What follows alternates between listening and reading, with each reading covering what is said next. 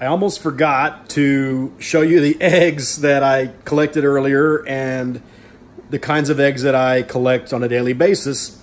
And so I just wanted to show you the wide variety that I get.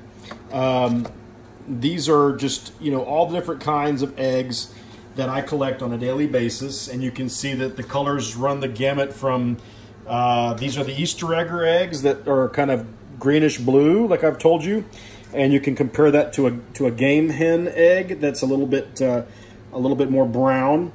And these Easter eggers, they can be blue or green. So here's an example of a blue one closest here, and then a green one there. So I get a lot of variety from my chickens, and I even get some that are speckled like this. You can see that one's speckled there, and I get some that are dark. These here are from my black copper Marron hens. And to give you a comparison, that's a black copper Marron hen versus a game hen egg.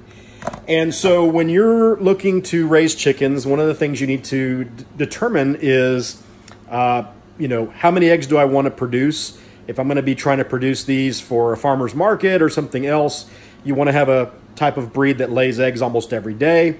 Potentially, I mean, depending on what you want to do. Or you may say, hey, I want some that lay these nice darker eggs. And believe it or not, the black copper Marron eggs can actually be a lot darker than this. They can be almost chocolatey brown.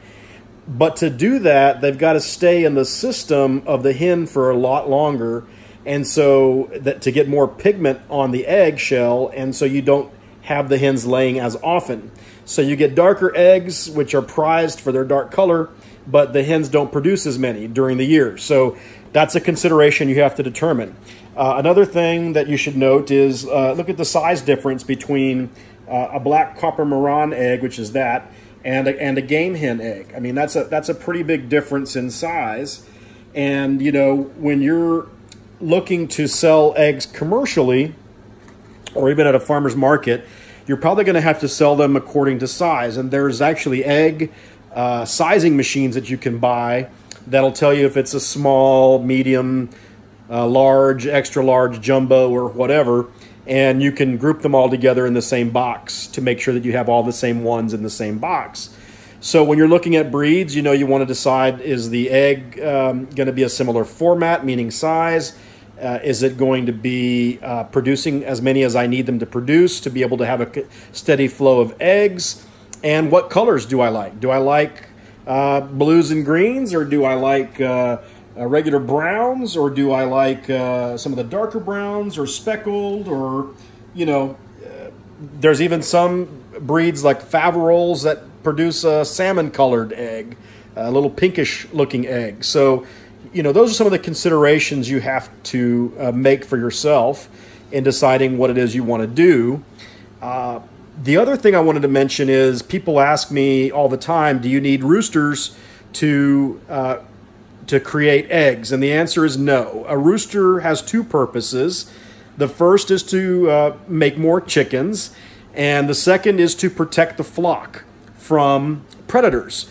If there is a hawk flying around trying to attack your birds, or if there's an owl that's coming in at night and right at dusk trying to attack your flock, a rooster will sound an alarm, and all the hens will go and search for cover, and the rooster will usually stay out and try to fight off the threat, and they'll give up their own life.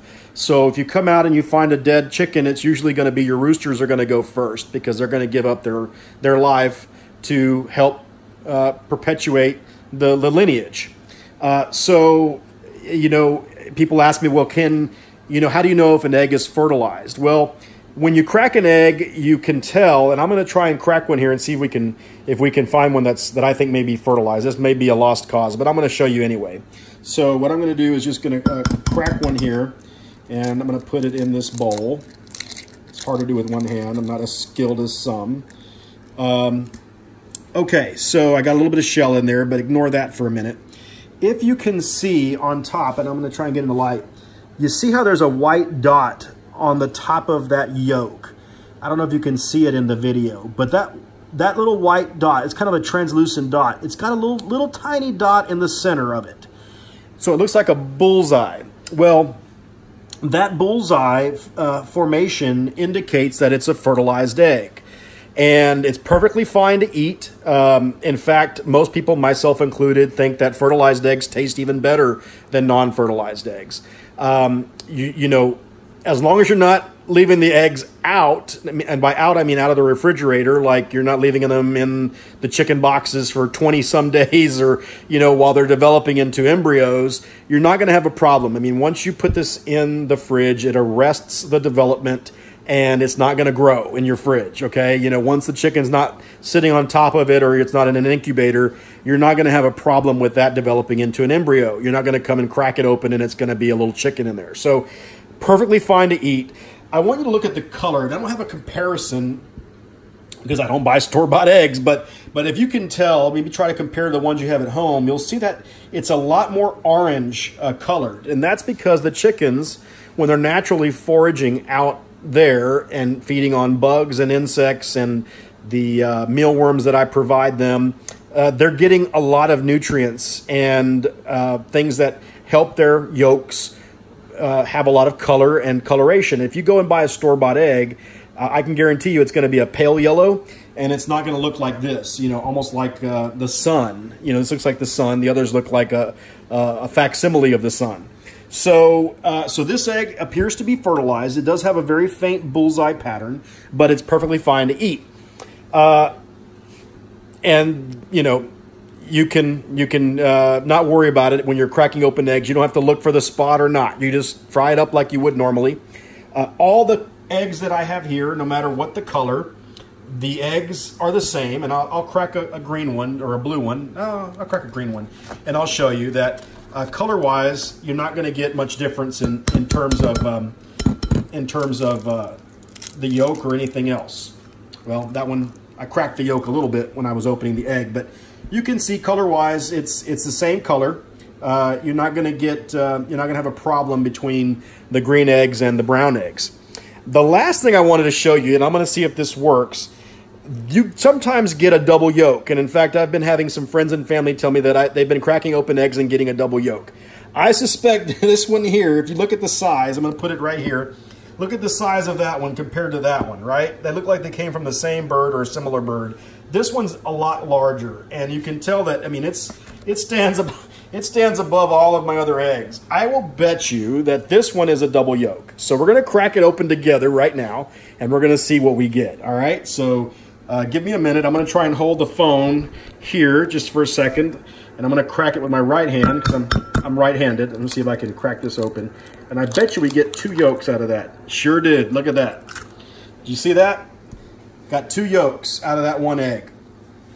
And you can see that these don't have that bullseye pattern. They have a little bit less of a bullseye look to them. So that egg, those eggs were probably not fertilized. And so what happens is, what causes a double yolk is essentially that the hen has the embryos, has the eggs in her system, and they're ready to be processed and a shell put around. And for some reason, for whatever reason, 2 of them got down the same, channel at the same time, and 1 shell was put around them instead of individually putting a shell around them. So nothing wrong with that. It's kind of like a 4-leaf clover. If you get one, it's, people say it's lucky or, make up whatever myth you want about it. But it happens from time to time. And so I suspected that egg was a double yolker, and I'm glad I got to show you that so you can see that happens from time to time. Happens a lot more with naturally raised chickens than you would find in a store, because in a store, a lot of those imperfections in terms of size of the egg would kick it out, right? It would be kicked out as a jumbo or, something unnatural. And so you're not going to get it in your normal box of eggs because it's going to have hit some kind of trigger in terms of size, and it's not going to be in that box. But when you're raising your own chickens, you get whatever you get, so it could happen, and you saw that it just happened. So anyway, that's kind of eggs in a nutshell, or eggs in an eggshell. Sorry, I like puns. Anyway, I just wanted to kind of give you a little quick primer on the different types of things that you can do yourself if you decide to get into raising chickens. So thanks for watching.